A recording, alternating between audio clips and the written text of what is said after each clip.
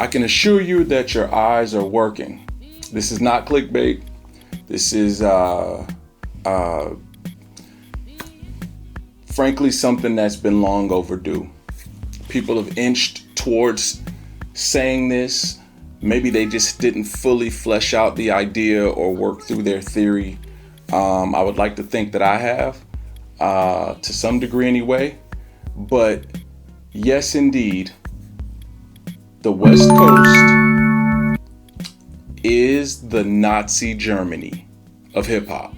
There is no question about that. I'll attempt to prove that today to some degree. And whether you agree with me or not is frankly irrelevant. I think the evidence is irrefutable. And at this point, you're just being naive if you think otherwise.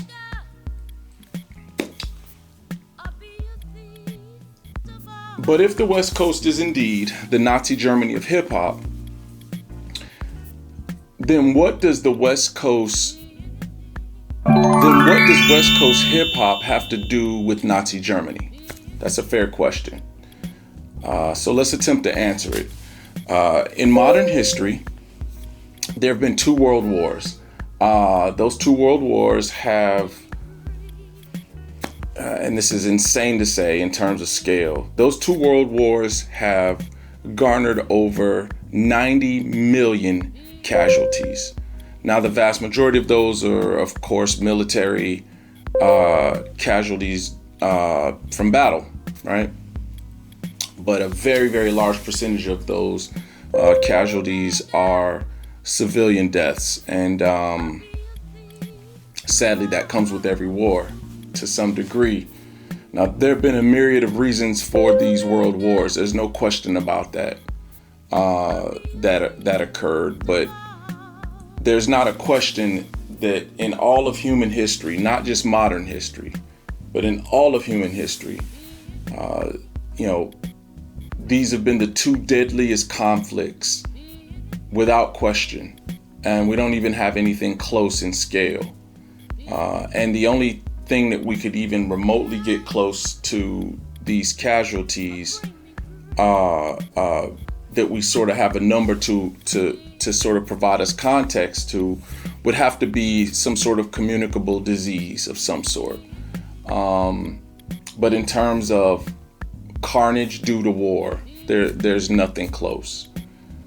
Only one country has been the cause of both of these world wars. The country that has that infamous distinction, of course, is Germany. To say that Germany's been on the wrong side of history in the last century would be the understatement of the year, right? It'd be the understatement of the century. Germany's actions in both world wars changed the landscape geographically and the geopolitical landscape. Frankly, that has remained true for the last 100 years up to the present day. Part of sort of the Germany's ethos, if you will, militarily during this time, during World War I, was a concept that I think is integral to understanding the point that I'm attempting to make.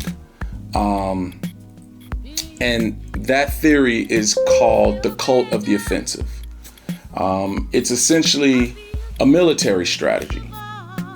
The cult of the offensive is essentially a military strategy that, if I can sort of overly simplify it, essentially says that offense is worth more than defense, and the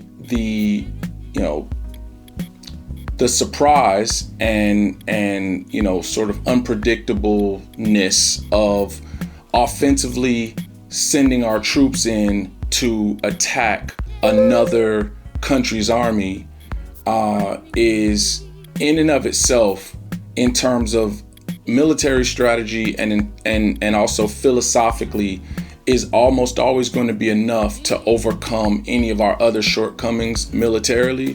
Therefore, our our aim should always be to, be on the offensive, to always be moving forward, moving ahead, to always be thinking about how we're going to attack the enemy rather than how are we going to protect ourselves against an opposing enemy. And so the cult of the offensive was Germany's primary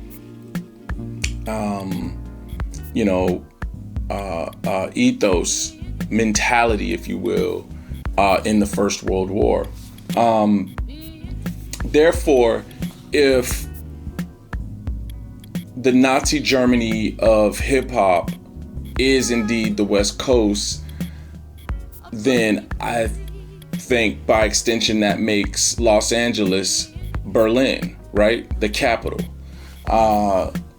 That's important because what that means is that much of the culture behind the West Coast being the Nazi Germany of hip hop springs out of the culture of LA. West Coast, but more specifically LA. So, like Nazi Germany, and I get it, they weren't Nazis in the First World War yet, but obviously Nazism sprung from, the same, country, the same group of people or what have you, right? Into the, from the First World War into the Second World War. The seeds were planted in the First World War. I would argue the seeds were planted in the Crimean War, but that's a different story for a different day. But like Germany, hip hop has also had two world wars. The First World War was the East-West feud of the 1990s. The current Drake-Kendrick beef is what I call the East-West feud part 2, because I believe that's exactly what it is. I think referring to it as East-West feud part 2 is just frankly more accurate, than calling it the Drake-Kendrick beef. That really minimizes what I think we're seeing here.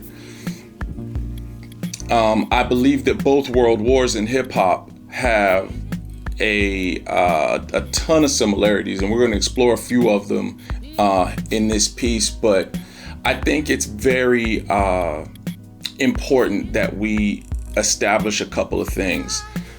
One of them is the reasons for both world wars being similar is an important sort of point to make.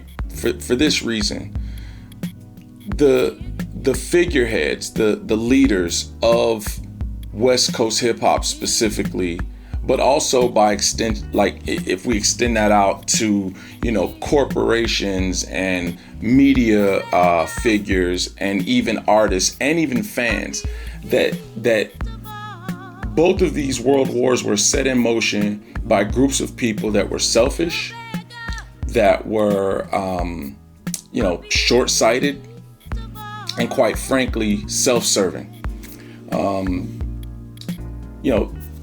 These groups of people, again, include fans, artists, label executives, media.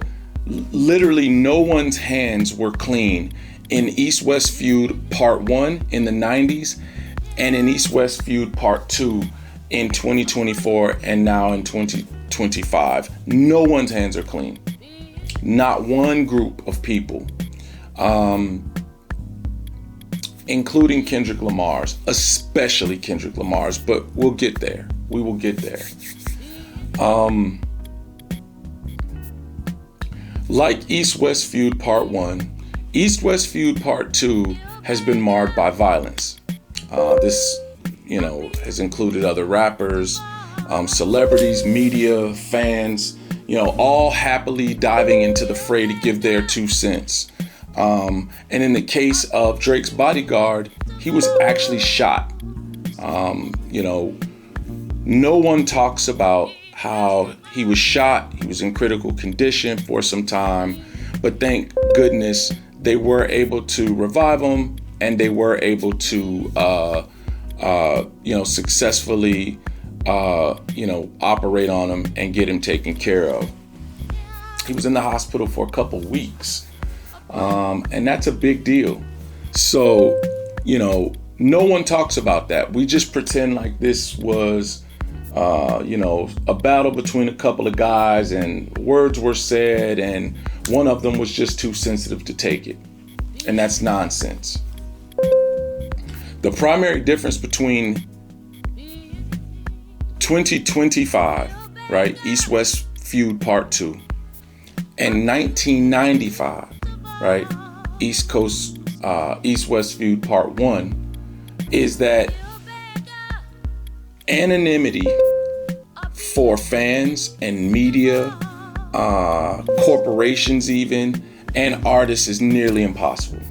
In other words, there is no throwing rocks and hiding your hand. And I'm not just talking the artist. I'm talking again about fans. I'm talking about corporations. Other than a couple of key figures in East-West feud part 1, we have never condemned any company, any 99% of media outlets, and even artists for their participation in perpetuating all of the horrible goings on in East-West feud part 1. And unfortunately, I think that has done a disservice to sort of, discourage East-West feud part 2. If, in other words, had we had enough negative, lingering memories of East-West feud part 1, maybe we wouldn't be where we are today with East-West feud part 2.